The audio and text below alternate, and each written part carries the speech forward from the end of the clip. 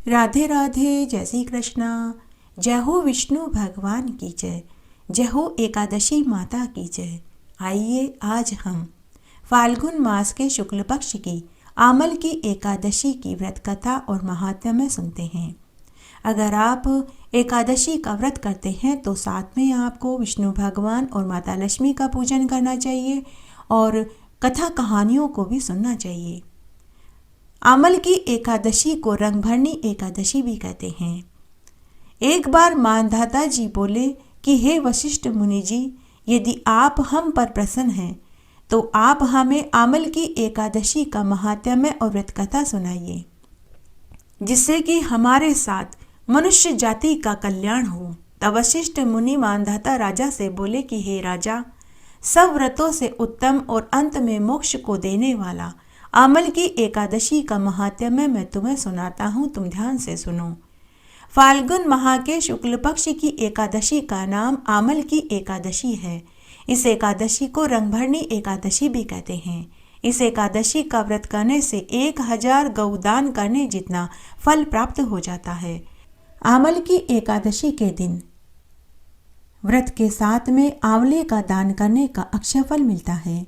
इस दिन आंवला दान करने का फल मनुष्य को 7 जन्मों तक मिलता है। उस मनुष्य की 7 पीढ़ी को कभी भी दरिद्रता का दुख नहीं देखना पड़ता। आमल की एकादशी के दिन आंवले के पेड़ की पूजा करनी चाहिए। पूजा करने के बाद थोड़ी देर के लिए वहीं बैठना चाहिए।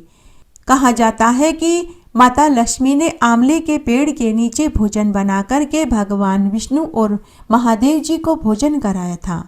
जो मनुष्य आज के दिन आंवले के पेड़ की 108 परिक्रमा करते हैं, पूजा करते हैं और 108 आंवले का दान करते हैं, उनका यश वैभव समृद्धि बढ़ती है।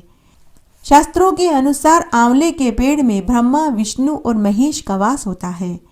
अगर निसंतान महिलाएं आमल की एकादशी का व्रत करती हैं, आंवले के पेड़ की पूजा करती है, 108 परिक्रमा लगाती है तो उन्हें पुत्र रत्न की प्राप्ति होती है। उस मनुष्य के जीवन भर के सभी पाप नष्ट हो जाते हैं और पुण्य फल की प्राप्ति होती है।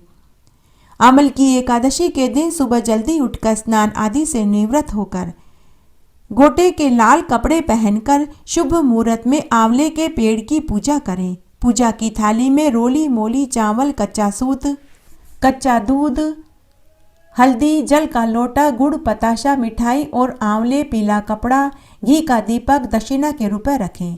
सबसे पहले आंवले के पेड़ की जड़ में कच्चे दूध से सींचे, फिर जल से सींचे, फिर थोड़े से गेहूं रख कर घी का दीपक जलावे, फिर हल्दी का टीका लगावे, चावल लगावे, रोली से आंवले के पेड़ पर स्वास्तिक बनावे, मेहंदी, काजल, बिंदी लगावे, फिर कच्चा सूत और मोली लपेटे, पताशे, मिठाई और गुड़ का भोग लगावे, दक्षिणा चढ़ावे, लाल या पीला कपड़ा आंवले के पेड़ पर लपेटें। फिर भगवान विष्णु से प्रार्थना करें कि हे ईश्वर, अगर हमसे कोई गलती हो गई है तो कृपया करके हमें क्षमा करें। फिर संकल्प लेवे, 108 आंवले पेड़ के पास चढ़ावें, 108 आंवले की माला विष्णु भगवान को पहनावें। वहीं बैठकर आमल की एकादशी की कथा कहानी सुने। आमल की एकादशी के दिन श्री विष्णु भगवान को एक नारियल अर्पित करें। पूजा करने के बाद इस नारियल को पीले कपड़े में बांधकर अपनी धन की तिजोरी में रख दें। कहते हैं कि ऐसा करने से सुख समृद्धि बढ़ती है। आमल की एकादशी की रात्रि को भगवान विष्णु की मूर्ति के सामने 365 बत्ती का दीपक जलाना चाहिए। इससे घर में लक्ष्मी जी का स्थायी वास हो जाता है। घर में धन धान्य की वृद्धि होती है। आमल की एकादशी के दिन भगवान शिव और माता पार्वती, राधा कृष्ण, लक्ष्मी नारायण के साथ फूलों से होली खेलनी चाहिए। एकादशी के दिन भगवान विष्णु की प्रतिमा के सामने हाथ में तिल, कुशा, मुद्रा और जल लेकर व्रत का संकल्प करना चाहिए कि हे विष्णु भगवान, आपकी प्रसन्नता के लिए और मोक्ष की कामना के लिए आमल की एकादशी का उपवास रख रहा हूँ। मेरा यह व्रत सफलता पूर्वक पूरा हो, इसके लिए हे श्री हरि मुझे अपनी शरण में रखें। संकल्प के बाद षोडशोपचार विधि से भगवान विष्णु का पूजन करें। भगवान की पूजा करने के बाद पूजन सामग्री लेकर आंवले के वृक्ष की पूजा करें। सबसे पहले वृक्ष के चारों ओर भूमि की सफाई करें। गाय के गोबर से पवित्र करें। पेड़ की जड़ में एक वेदिका बनाएं। उस पर कलश स्थापित करें। उस कलश में देवताओं, तीर्थों एवं सागर को आमंत्रित करें। कलश में सुगंधी पंच रत्न रखें। उसके ऊपर पंच पल्लव रखें। फिर घी का दीपक जलावें। कलश के कंठ में श्रीखंड चंदन का लेप करें और पीला वस्त्र पहनाएं। अंत में कलश के ऊपर श्री विष्णु भगवान के छठे अवतार परशुराम की स्वर्ण की मूर्ति स्थापित करें। अगर स्वर्ण की मूर्ति न हो तो तस्वीर भी रख सकते हैं। रात्रि जागरण भजन कीर्तन में बिताएं। द्वादशी के दिन 1 या 5 ब्राह्मणों को भोजन खिलाकर उन्हें अन्न, वस्त्र, रुपया का दान देवें और साथ ही परशुराम की मूर्ति सहित कलश भी ब्राह्मण को भेंट में दे देवें। इसके बाद पारायण करके सम अन्न जल ग्रहण करें। इस दिन आंवले के वृक्ष की और खेजड़ी के वृक्ष की पूजा करने का अक्षय फल प्राप्त होता है। आंवले के वृक्ष की महिमा इस तरह है। षष्ठी के आरंभ में जब पहली बार ऋषि मुनियों ने आंवले के वृक्ष को देखा तो उन्हें बहुत हैरानी हुई। वे सोचने लगे कि यह वृक्ष कैसा है, इसकी क्या महिमा है। इसी समय भगवान विष्णु की दिव्य वाणी प्रकट हुई। उन्होंने ऋषियों की जिज्ञासा को शांत करते हुए कहा कि यह आंवले का वृक्ष है जो मुझसे ही उत्पन्न हुआ है और मुझे बहुत प्रिय है। इस आंवले के वृक्ष के मूल में मेरा ही यानी भगवान विष्णु का निवास है। इसके ऊपर ब्रह्मा, तने में भगवान शिव का वास है। शाखाओं में मुनि का, टहनियों में देवताओं का, पत्तों में वसु का, फूलों में मरुदगण का, फलों में प्रजापति का वास है।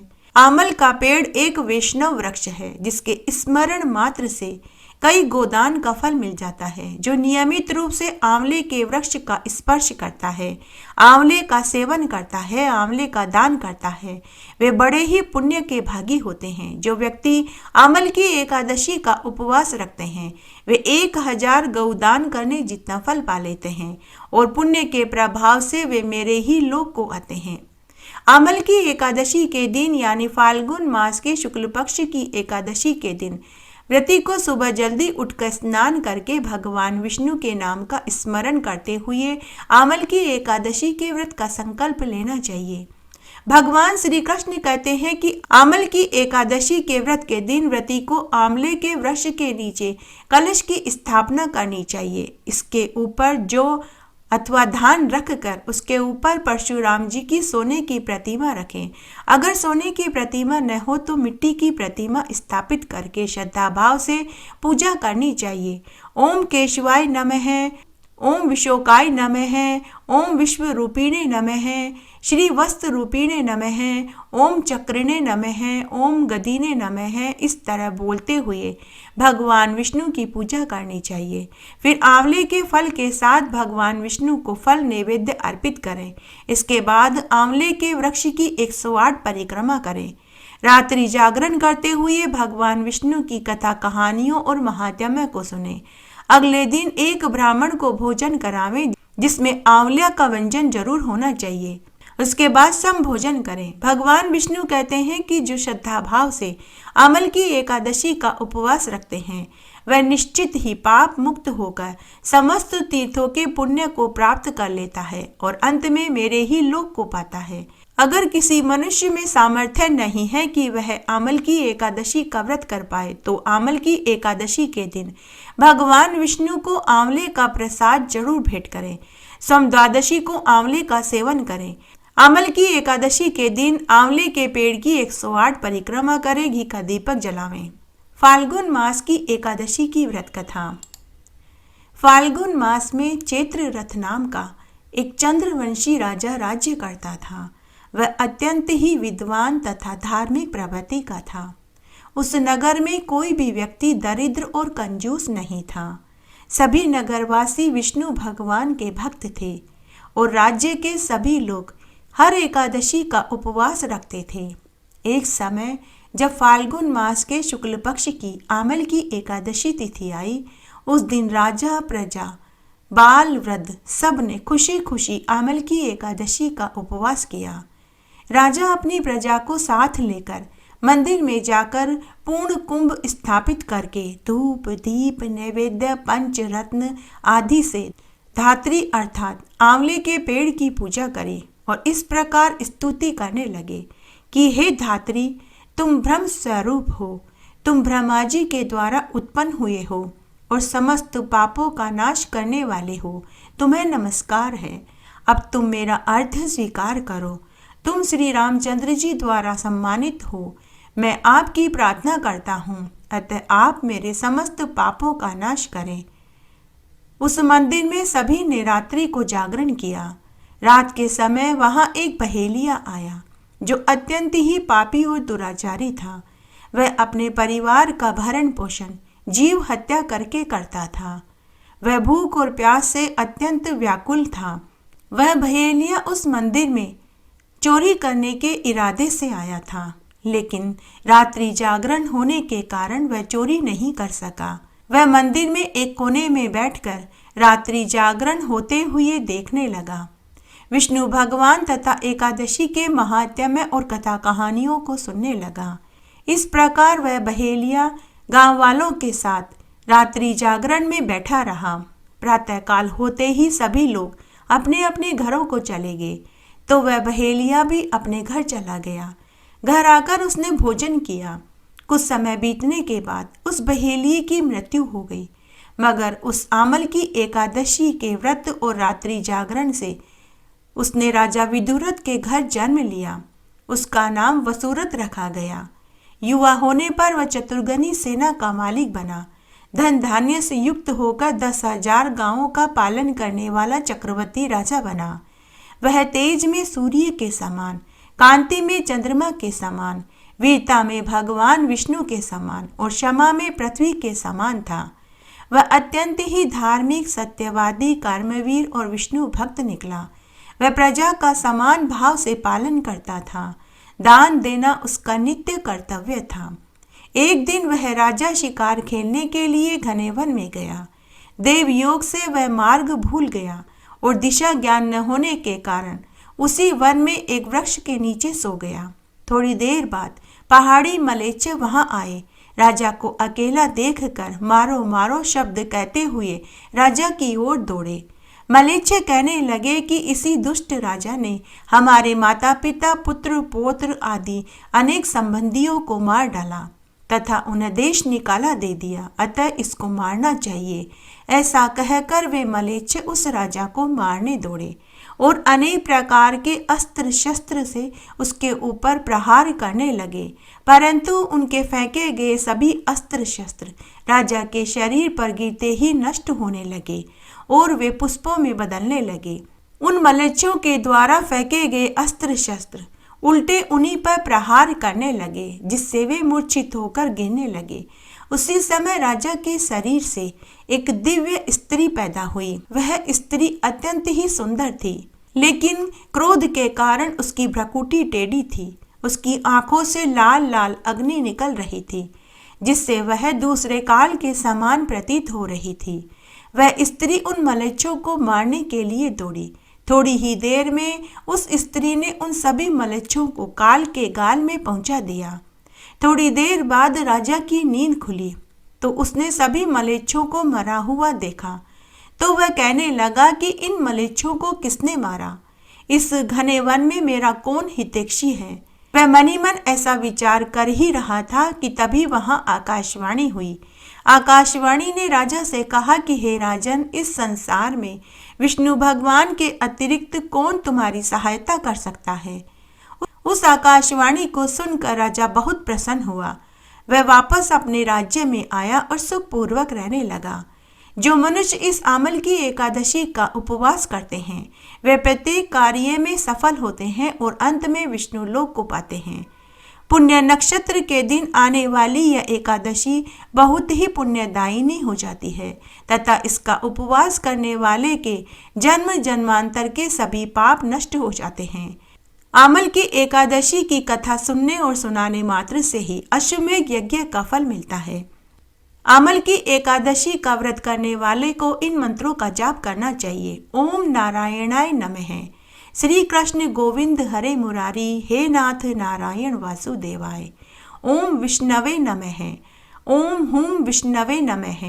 ओम नमो नारायण श्रीमन नारायण नारायण हरि हरि। ओम नारायणे विद्महे वासुदेवाय धीमहि तन्नो विष्णु प्रचोदयात्। आमल की एकादशी की पूजन विधि। आमल की एकादशी के दिन आंवले के पेड़ की 108 परिक्रमा करनी चाहिए। इससे सौभाग्य और कंचन जैसी काया प्राप्त होती है। इस दिन भगवान परशुराम, विष्णु भगवान और महादेव और पार्वती और हनुमान जी का पूजन करना चाहिए।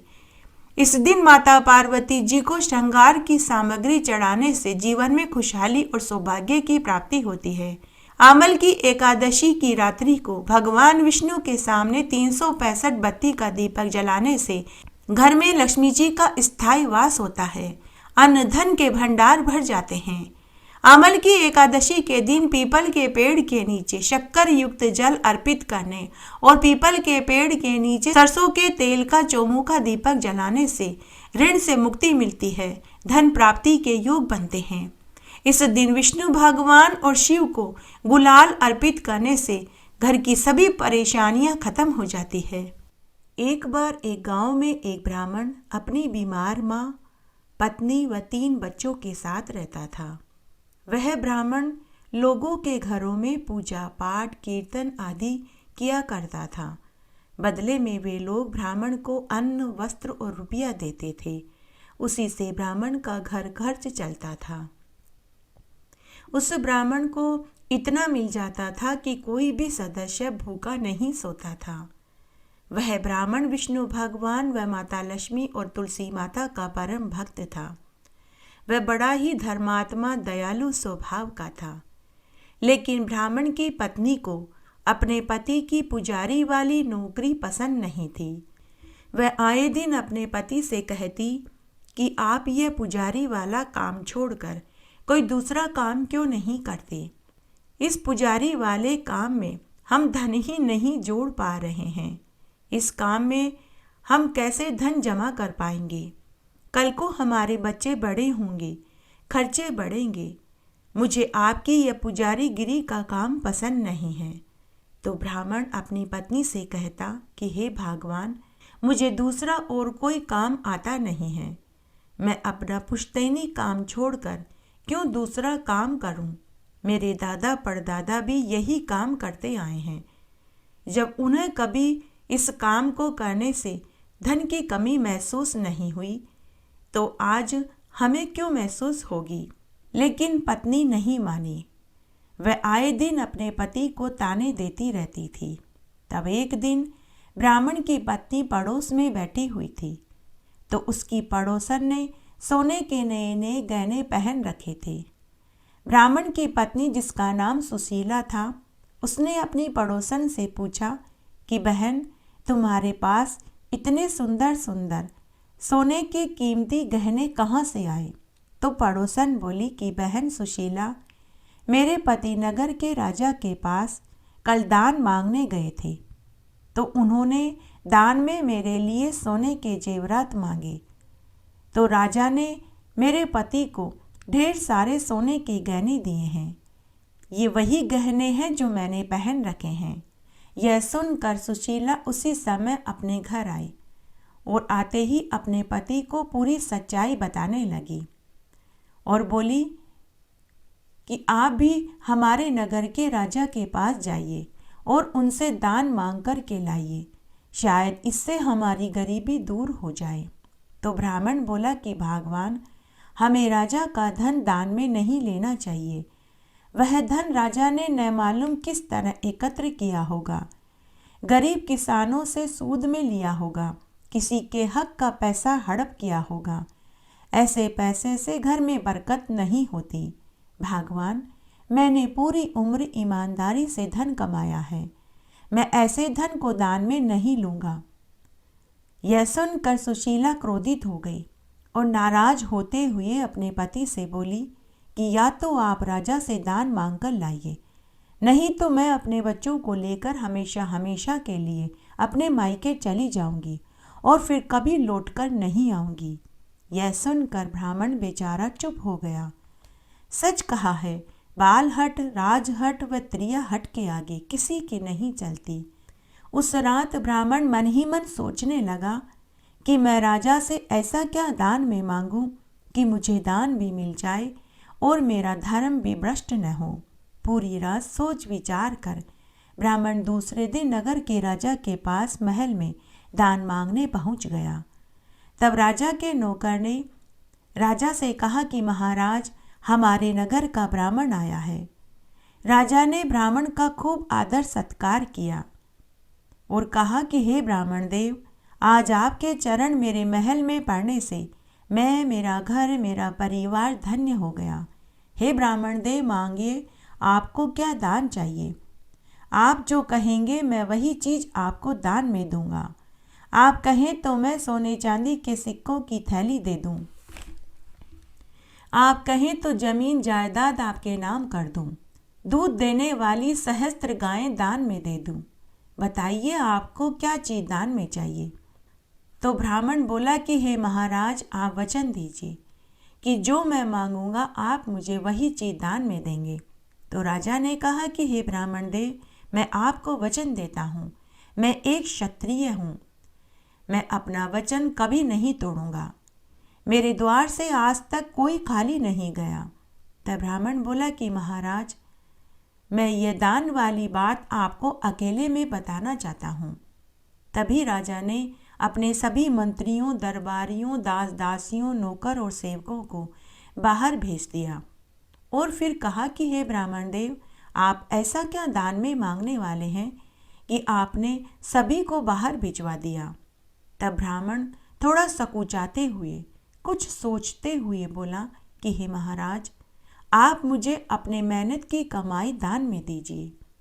यह सुनकर तो राजा भी सोच में पड़ गए कि मेरे खजाने में तो केवल राज्य की जनता से लिया हुआ धन है, उसमें मेरी मेहनत की कमाई का 1 रुपया भी नहीं है। तब राजा कुछ सोच कर ब्राह्मण से बोला कि हे ब्राह्मण देव, मैंने तुम्हें वचन दिया है कि मैं तुम्हें तुम्हारी मन इच्छित वस्तु दान में दूंगा, लेकिन अभी मेरे राजकोष में मेरी मेहनत की कमाई का 1 भी रुपया नहीं है। ऐसा करो, आप कल आना, मैं आपको अपनी मेहनत से कमाया हुआ धन दान में दूंगा। उसके बाद ब्राह्मण वापस घर आ गया। ब्राह्मण को आया देख कर ब्राह्मणी भागी भागी आई और पूछने लगी कि हे स्वामी, जल्दी बताइए, जल्दी से दिखाइए, राजा ने आपको क्या चीज़ दान में दी। तो ब्राह्मण बोला कि भगवान, राजा ने कहा है कि वो मुझे कल दान में देंगे। ब्राह्मणी मन ही मन सोचने लगी कि शायद मेरे पति ने ज़्यादा धन दान में मांगा होगा, इसीलिए राजा को व्यवस्था करने में समय चाहिए। उधर राजा महल से अपने अंतःपुर के कक्ष में आया और कीमती कपड़े और गहने खोलकर साधारण कपड़े पहनने लगा।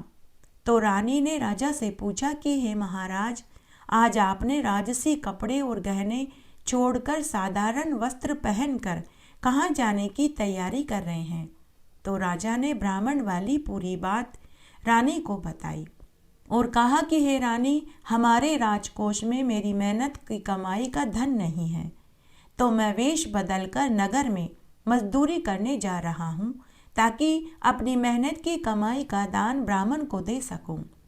तो रानी बोली कि महाराज, मैं भी आपके साथ चलूँगी, शायद हम दोनों मेहनत मजदूरी करेंगे तो ज़्यादा धन कमा पाएंगे और ब्राह्मण को ज़्यादा धन दान में दे पाएंगे। तब रानी ने भी राजसी कपड़े और गहने खोलकर साधारण कपड़े पहने तथा अपने दूध मुही बच्चे को भी साधारण कपड़े पहनाए। फिर राजा रानी अपने बच्चे को लेकर महल के पिछले दरवाजे से नगर में मजदूरी करने के लिए निकल गए।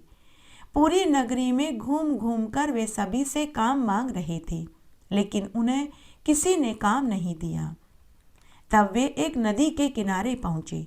वहां एक धोबी और धोबन खूब सारे कपड़े धो रहे थे। उस दिन मौसम भी बहुत खराब था। राजा रानी ने उनसे जाकर काम मांगा। राजा ने कहा कि अरे भाई, हमें काम पर रख लो, हम सुबह से भूखे हैं, भगवान तुम्हारा भला करेगा। तब उनकी दयनीय हालत देखकर धोबी को उनके ऊपर दया आ गई। धोबी ने उनको नहीं पहचाना क्योंकि वे साधारण वेशभूषा में थे। धोबी अपनी पत्नी से बोला कि अरे धोबन, आज कपड़े भी ज़्यादा है और मौसम भी खराब है, क्यों न आज हम इनसे भी कपड़े धुलवा लें ताकि शाम होने से पहले कपड़े धुल कर सूख जाए। तो धोबन ने हामी भर दी। तो धोबी राजा से बोला कि अरे भाई देखो, मैं तुम्हें 4 पैसे दूंगा, अगर राजी हो तो काम पर लग जाओ। साधारण स्त्री पुरुष वेश में राजा रानी खुश हो गए और वे कपड़े धोने में लग गए। आज से पहले कभी पहले उन्होंने कपड़े धोए नहीं थे। तो वे कपड़ों पर जोर जोर से डंडा मारने लगे। तो धोबी ने कहा कि अरे भाई, क्या तुम पहली बार कपड़े धो रहे हो? इस तरह से जोर जोर से कपड़ों पर डंडा मारोगे तो कपड़े फट जाएंगे, बटन टूट जाएंगे। बीच बीच में धोबन भी उन्हें डांट रही थी कि कपड़े धोने आते नहीं हैं और चले आए कपड़े धोने। राजा रानी डांट खाते रहे लेकिन कुछ नहीं बोले। पूरी ईमानदारी से वे कपड़े धोते रहे। बीच बीच में जब उनका बच्चा रोता तो रानी उसे दूध पिलाकर चुप करा देती और फिर से कपड़े धोने में लग जाती। शाम होते होते सारे कपड़े धुल गए। पहले कभी इतना काम किया नहीं था। तो राजा रानी दोनों के हाथों में छाले पड़ गए। धोबी ने जब राजा रानी के हाथों में छाले देखे तो वह अपनी धोबन से बोला कि अरे धोबन, जरा देख तो सही, इन बिचारों के हाथों में तो एक ही दिन में कपड़े धोने से छाले पड़ गए। तो धोबन बोली कि स्वामी, लगता है ये अमीर घराने से हैं, शायद इनके घर वालों ने इन्हें घर से निकाल दिया होगा। उसके बाद धोबी ने राजा को 4 पैसे दिए। राजा रानी 4 पैसे लेकर बहुत खुश हुए और महल में आ गए। उन्हें अपनी मेहनत के 4 पैसे ऐसे लग रहे थे जैसे कोई उन्हें गड़ा खजाना मिला हो। दूसरे दिन ब्राह्मण तय समय पर राजा के पास दान मांगने आ गया। राजा ने ब्राह्मण को 4 पैसे दान में दिए और हाथ जोड़कर बोले कि हे ब्राह्मण देव, मैं केवल अपनी मेहनत से 4 पैसे ही कमा पाया हूँ। तो ब्राह्मण ने राजा से कहा कि हे महाराज, मुझे आपकी मेहनत के 4 पैसे खूब फलेंगे फूलेंगे। फिर ब्राह्मण ने राजा को ढेरों आशीर्वाद दिया और घर आ गया। ब्राह्मणी पहले से ही अपने पति के आने का इंतजार कर रही थी।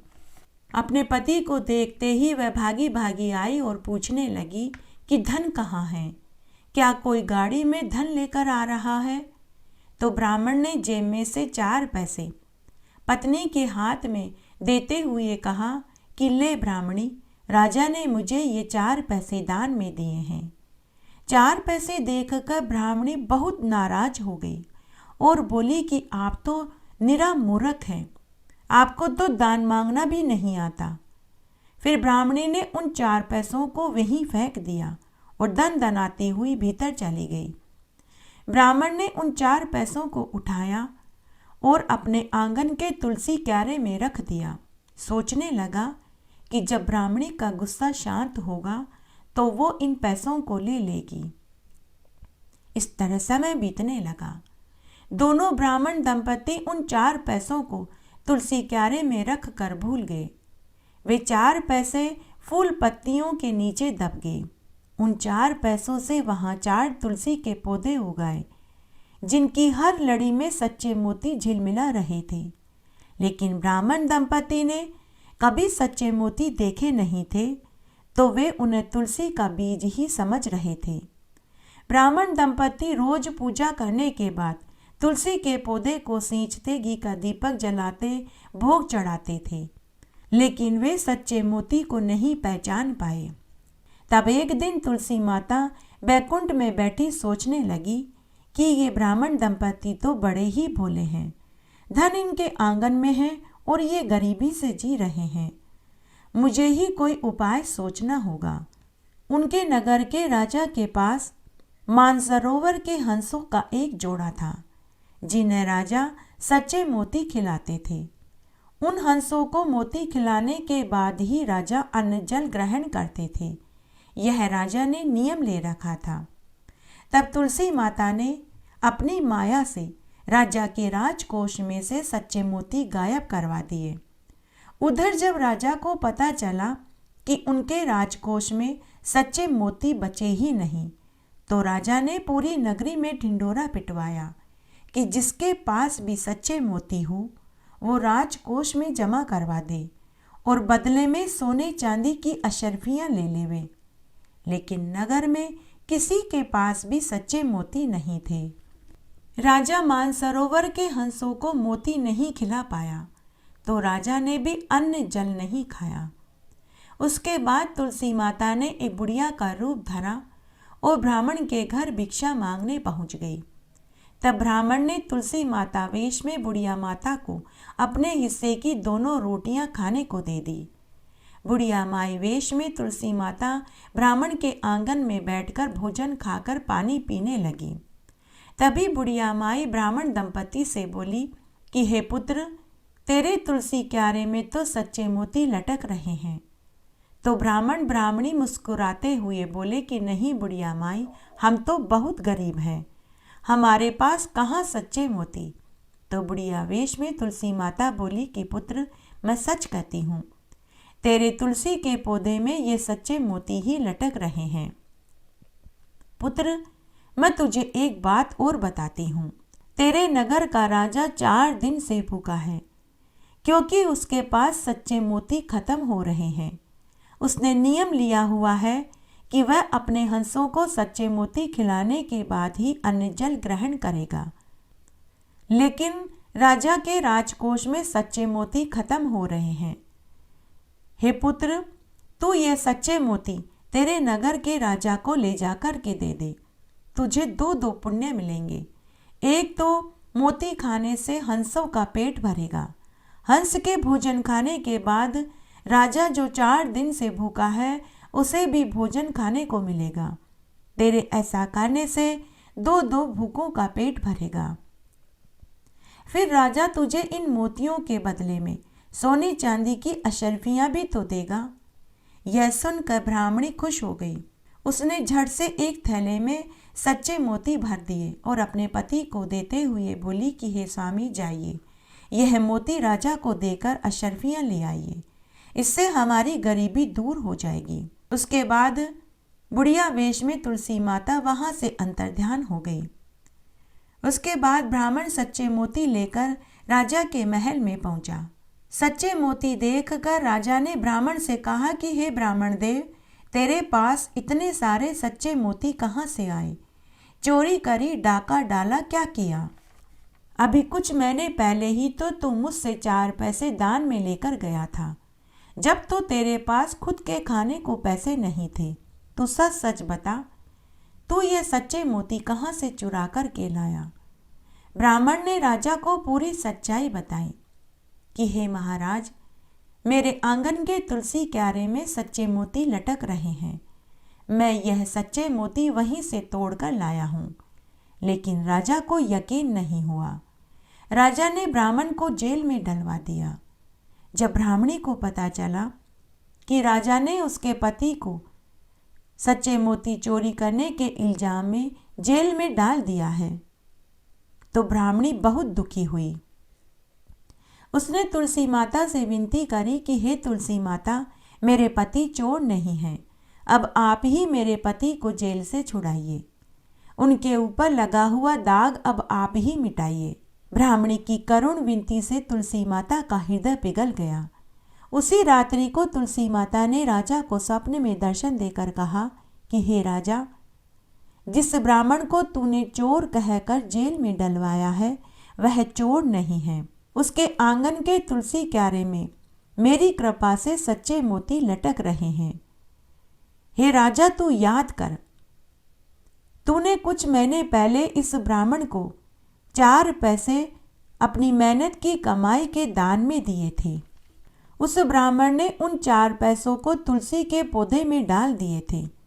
वही 4 पैसे तुलसी के पौधे में उग आए हैं, उन्हीं में सच्चे मोती लड़झड़ हो रहे हैं।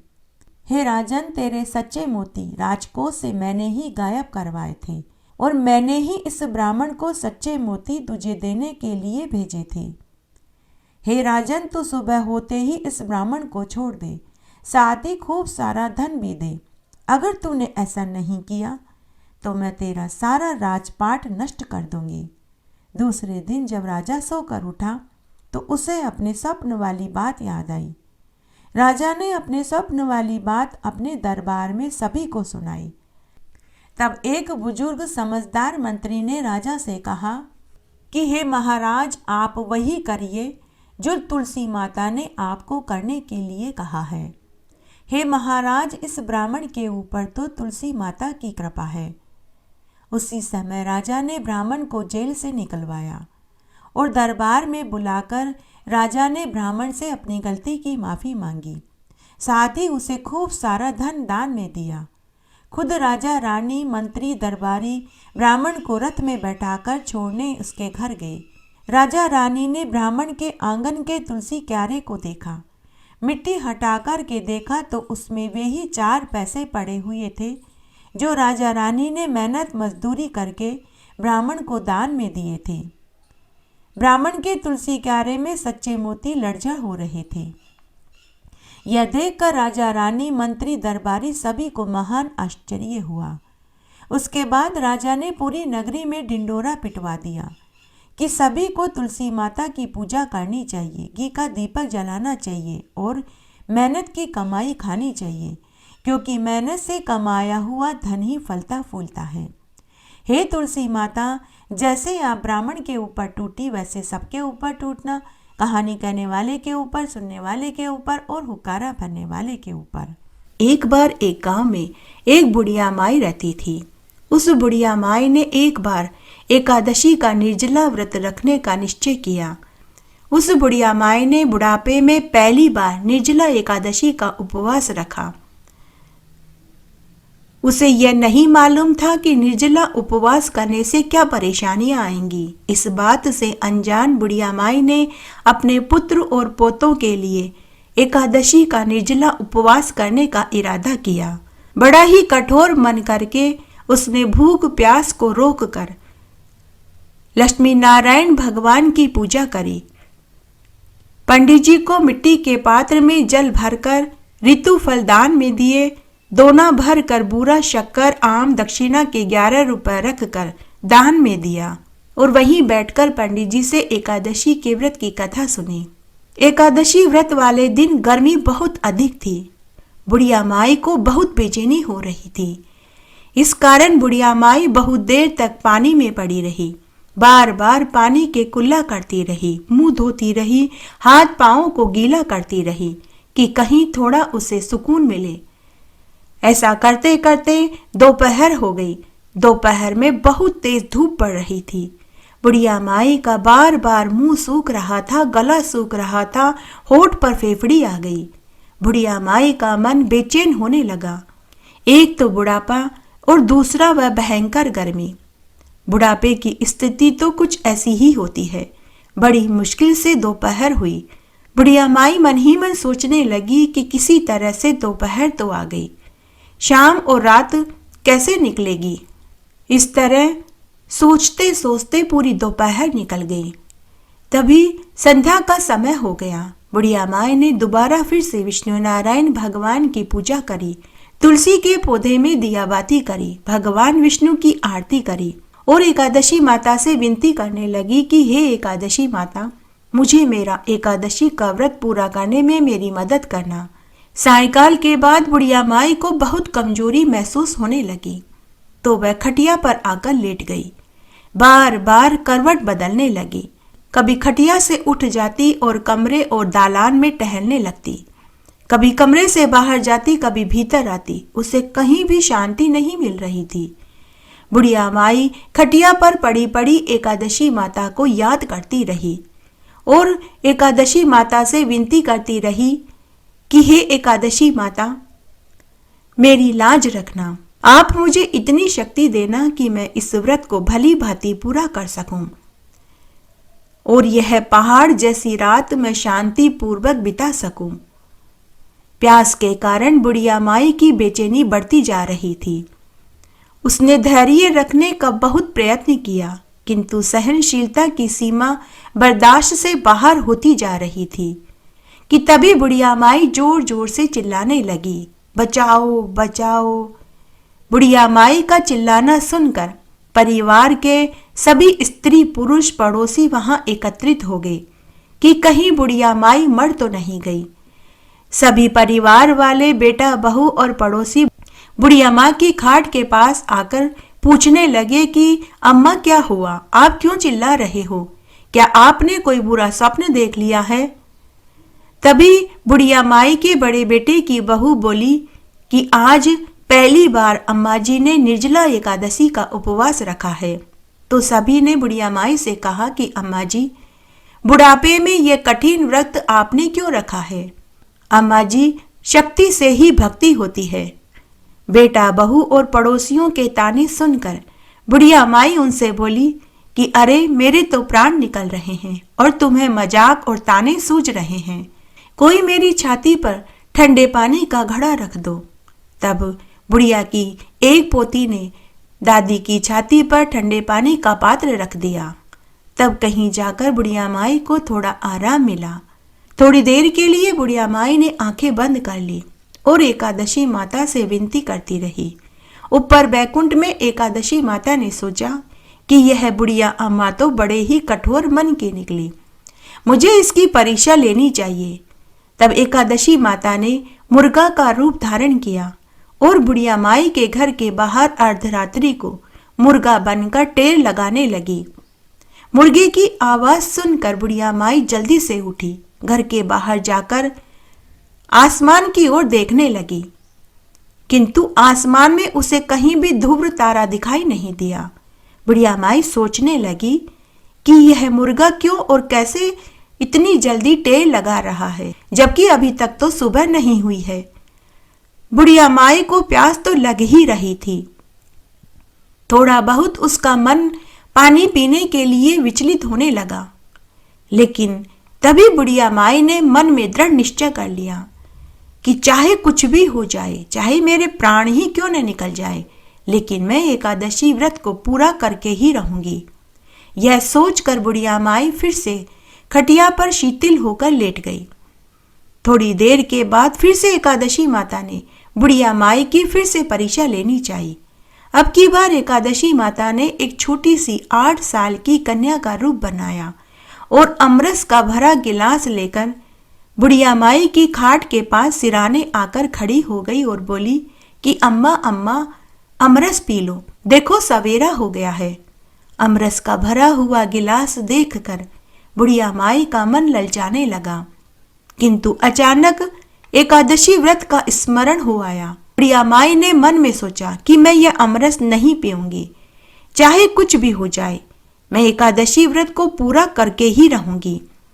यह मन में सोचकर बुढ़िया माई फिर से खटिया पर आकर लेट गई।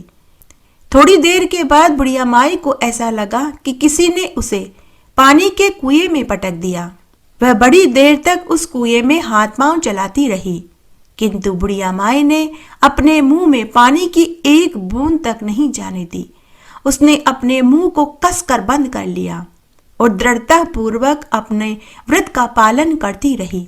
थोड़ी देर में न जाने कहां से उसके सामने आग जलने लगी, जिससे भारी गर्मी बढ़ने लगी। बुढ़िया माई का प्यास और गर्मी के कारण प्राण निकलने लगे, लेकिन बुढ़िया माई का व्रत के प्रति दृढ़ निश्चय लगा रहा कि तभी वह नींद से जाग गई। उसने देखा, अरे मैं तो स्वप्न देख रही थी। वह मनी मन मुस्कुराने लगी। वह खटिया से उठी, कमरे से बाहर आकर घर का दरवाजा खोल के बाहर देखने लगी। उसने देखा सवेरा होने वाला है। यह सोचकर वह शांति पूर्वक इधर उधर घूमने लगी। एकादशी माता यह बात अच्छी तरह से समझ गई कि बुढ़िया माई किसी भी प्रकार से अपने एकादशी व्रत को टूटने नहीं देगी। यह अपने सत्य व्रत को पूरा करके ही रहेगी। उसके बाद बुढ़िया माई ने स्नान किया, विष्णु भगवान का पूजन किया, आरती करी, एक पंडित को बुलाकर एकादशी के व्रत के पारण की कथा सुनी और एक ब्राह्मण जोड़ा जोड़ी और 8 छोटी छोटी कन्याओं को बुलाकर उन्हें खीर पूड़ी सब्जी खिलाई। दक्षिणा के रुपए देकर उन्हें विदा किया। उसके बाद बुढ़िया माई ने समव्रत का पारणा किया। एकादशी के व्रत के प्रताप से बुढ़िया माई का घर धन धान्य से भर गया। उसके बेटे पोतों को अच्छी नौकरियां मिल गई। पोते पोतियों का अच्छे घरों में विवाह हो गया। बुढ़िया माई अब 12 मासी एकादशी का व्रत करने लगी। एकादशी माता के प्रताप से वह इस संसार के समस्त सुखों को भोग कर मरने के बाद बैकुंठ धाम को चली गई। हे एकादशी माता, जैसे आपने बुढ़िया माई और उसके परिवार को सारे सुख वैभव संपदा दी, वैसे कहानी सुनने वाले, कहने वाले और हुक्कारा भरने वाले को भी देना। जय हो श्री लक्ष्मी नारायण भगवान की जय।